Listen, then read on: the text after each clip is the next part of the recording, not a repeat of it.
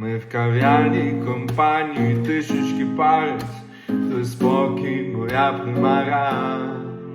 Ти новини ведеш на якомусь каналі, я точно тобі не пара. І розмови про каву, і вистави на ранок, точно нам ні до чого. Мій братан зараз скаже, у нас якісь справи, ніхто не тримає нікого. Я видумую хеппі-енд історію свою. Я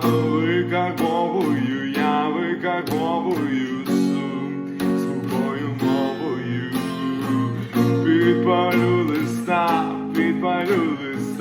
комерційним, щоб сюжет не став. Станція метро не та, а аркуші я дістав.